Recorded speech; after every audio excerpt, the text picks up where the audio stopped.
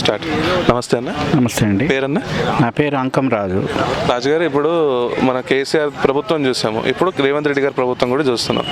ఇద్దరు ప్రభుత్వంలో ఏది బాగుందంటారు? పార్టీ ఇప్పుడు కాదండి, ఎప్పుడైనా సరే కాంగ్రెస్ పార్టీ నెంబర్ 1 పార్టీ. అది నేషనల్ కాదు, ఇంటర్నేషనల్ లెవెల్లో మీరైనా సర్వే చేసుకోండి.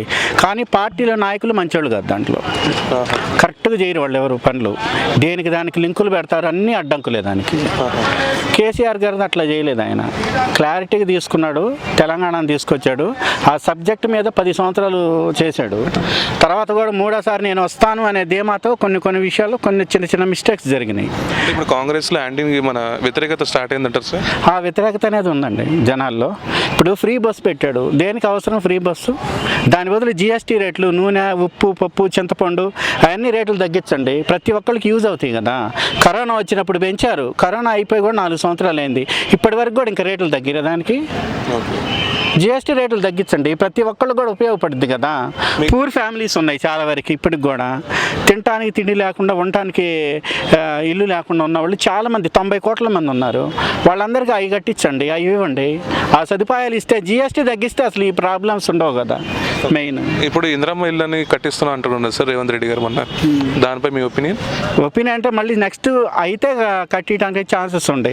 లేకపోతే ఇప్పుడు వాళ్ళే సీఎం ఎవరంటే 4-5 లెగుతున్నారు వాళ్ళల్లోనే. ఎవరు అనుకోవాలి కరెక్ట్గా? అసలు డిప్యూటీ సీఎం అని, మళ్ళీ దానికి ఇంకొకళ్ళు ఏంది? సీఎం అనేది ఎవరికైనా ఒకళ్ళు, మళ్ళీ డిప్యూటీ సీఎం అంటే మళ్ళీ 4 ఉంటారా? ఇంకోటి ఏంటంటే ముఖ్యమైన విషయం, ఇండియాలో ఇంకో తలకాయ నొప్పి ఉంది. 3208 కులాలు ఉన్నాయి. ఈ క్యాస్ట్ ఫీలింగ్స్ మీద సగం దెబ్బ కొడుతుంది. ఆల్రెడీ దీని గురించి ఒకసారి కేటీఆర్ గారు అసెంబ్లీలో చెప్పిండు, మైండ్ సెట్ ముందు అది మార్చుకోండి అని. ఆ ఫీలింగ్స్ ఎక్కువ అయిపోయినాయి అసలుకి. ఉంటే నువ్వు ఉండు, లేకపోతే నేను ఉంటా, అవసరం అయితే కాంప్రమైజ్ అవుతారు వీళ్ళు. ఇప్పుడు షర్మిల అంతకుముందు బాగా తిరిగింది స్టేట్లో, ఏది ఆమె ఎక్కడికి వెళ్ళిపోయింది? మేనేజ్ చేసారు ఆమెని, సైడ్ అయిపోయింది. మరి ఆ రోజు ఎందుకు చెడు తిరిగిన తర్వాత ఎందుకు నిలబడలా? పాలేరులో నిలబడతానంది, ఏది కంటి చూపు మళ్ళీ కనపడలేదు ఆమె. ఏదో 1 సంవత్సరం ఎలక్షన్ ఉందనగానే వస్తారు అందరు గుంపులుగా. టూరిస్ట్ పాలిటిక్స్ అంటారు అంతే. దాని తర్వాత దేనికి ఇంకా దీనికి? కేసీఆర్ గారు ఈసారి అసలు అప్పుడే గట్టిగా ఉన్నట్టయితే బాగుండేది. అప్పుడు ఆయనకి ఏంటంటే కొన్ని విషయాల్లో ధీమా ఉంది ఆయనకి. నేను గెలుస్తాను అనుకున్నాడు ఆయన. మేము కూడా అదే అనుకున్నాం, మూడోసారి అయినా కంపల్సరీ హ్యాట్రిక్ కొడతాడు అనుకున్నాం. ఇప్పుడు స్థానిక ఎలక్షన్స్ జరుగుతున్నాయి కదండి, ఇప్పుడు కొన్ని రోజుల్లో ఉంటుంది.